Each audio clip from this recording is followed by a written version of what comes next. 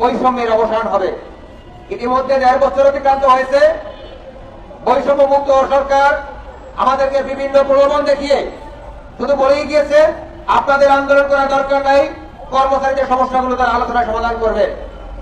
আন্দোলন করলাম, তারা পে কমিশন গঠন করলেন, 6 মাস অতিক্রান্ত হয়েছে, একটি পে কমিশনের রিপোর্ট আজ আমরা মাঝখানে পাইনি। ইতিমধ্যেই সরকারের সময় শেষ হতে চলেছে। আমি বক্তব্য দীর্ঘায়িত করবো না, শুধু এটুকুই বলবো, আপনারা গণকর্মচারীদেরকে বিক্ষিপ্ত করবেন না। সামনে নির্বাচন, আমরা গণকর্মচারীরা অধীর আগ্রহে অপেক্ষা করতেছি।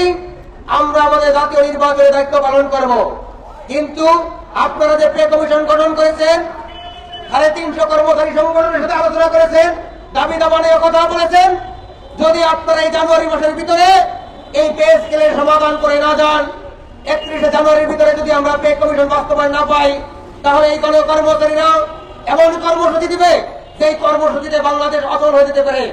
সেই জন্য আমরা আমাদের অন্তর্বর্তীকালীন সরকার এবং রাজনৈতিক যারা নেতৃবৃন্দ আছেন তাদের দৃষ্টি আকর্ষণ করব।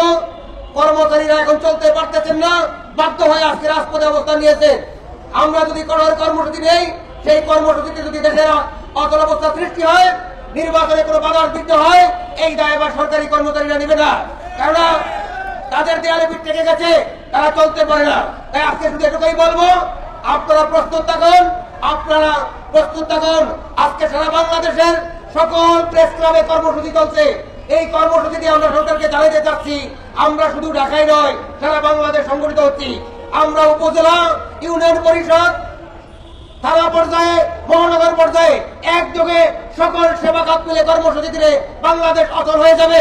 এই অচল অবস্থা যাতে না হয়, এই জন্য 31শে জানুয়ারির ভিতরে 9ম পে স্কেলের গেজেট জারি করবেন এবং 1 জানুয়ারি থেকে বাস্তবায়ন করবেন, এই আশাবাদ ব্যক্ত করে আজকে আপনারা যারা এই প্রতীকী অনুষ্ঠান কর্মসূচিতে অংশগ্রহণ করেছেন আপনাদেরকে ধন্যবাদ এবং কৃতজ্ঞতা জানিয়ে এবং পরবর্তী কর্মসূচির জন্য আপনারা অপেক্ষা করবেন এই আশাবাদ ব্যক্ত করে শেষ করছি।